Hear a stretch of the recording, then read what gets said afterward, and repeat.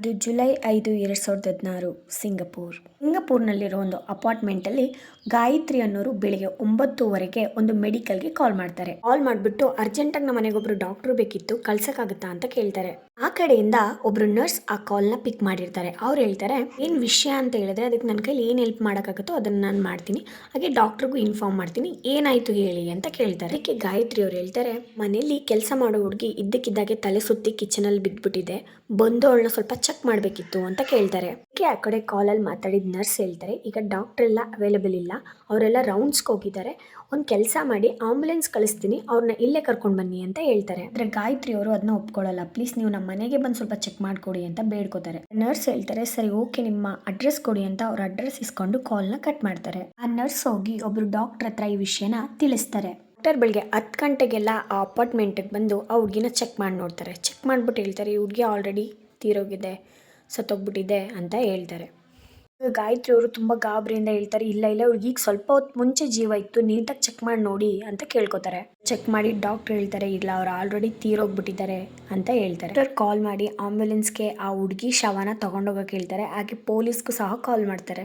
ಕೇಸಲ್ಲಿ ಮುಂದೆ ಏನಾಯಿತು ಅಂತ ತಿಳ್ಕೊಳ್ಳೋಕ್ಕಿಂತ ಮುಂಚೆ ಇಲ್ಲಿ ಮನೆ ಕೆಲಸಕ್ಕೆ ಬಂದಿರೋ ಹುಡುಗಿ ಬಗ್ಗೆ ಕೆಲವೊಂದು ಇನ್ಫಾರ್ಮೇಷನ್ಗಳನ್ನ ತಿಳ್ಕೊಳ್ಳೋಣ. ಮ್ಯಾನ್ಮಾರಲ್ಲಿರೋ ದೇಶದಲ್ಲಿ ತುಂಬ ಪುವರ್ ಅಂದರೆ ತುಂಬ ಬಡವರಿರೋ ಒಂದು ರಾಜ್ಯದಲ್ಲಿ ಈ ಹುಡುಗಿ ಹುಟ್ಟಿರ್ತಾಳೆ.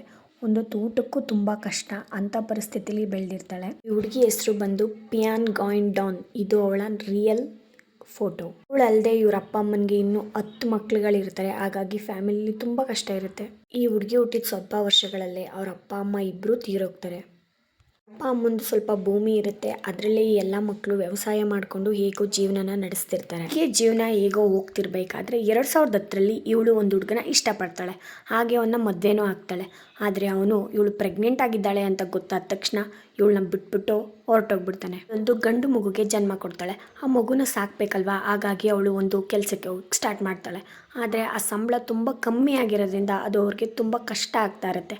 ಆ ಸಂಬಳದಿಂದ ಏನು ಮೇಂಟೈನ್ ಮಾಡೋಕ್ಕಾಗ್ತಾ ಇರಲ್ಲ. ಇವಳು ತುಂಬ ದುಡಿಯೋಕ್ಕೆ ಏನು ಮಾಡೋಣ ಅಂತ ಯೋಚನೆ ಮಾಡ್ತಿರ್ಬೇಕಾದ್ರೆ ಅಲ್ಲಿರೋ ಜನಗಳು ಸಿಂಗಾಪುರಲ್ಲಿ ಕೆಲ್ಸಕ್ಕೆ ಹೋದರೆ ತುಂಬ ದುಡ್ಡು ಕೊಡ್ತಾರಂತೆ ಅಂತ ಮಾತಾಡ್ಕೊತಿರೋದು ಇವಳು ಕಿವಿಗೆ ಬೀಳುತ್ತೆ.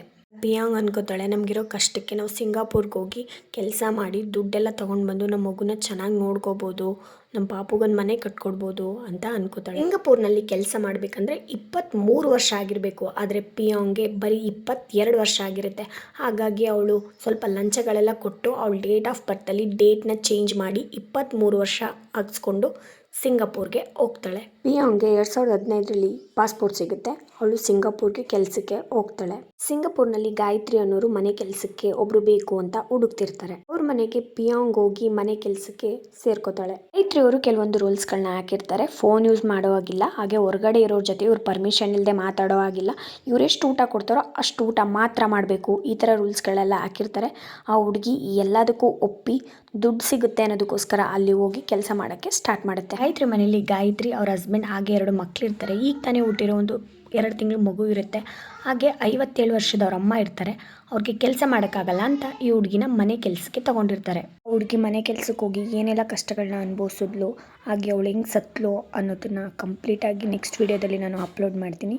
ಅದಕ್ಕೆ ನೀವೇನು ಮಾಡಬೇಕು ಅಂತಂದರೆ ನೆಕ್ಸ್ಟ್ ಪಾರ್ಟ್ ಅಂತ ಕಮೆಂಟ್ ಮಾಡಿ. ನೆಕ್ಸ್ಟ್ ವೀಡಿಯೋದಲ್ಲಿ ಸಿಗೋಣ.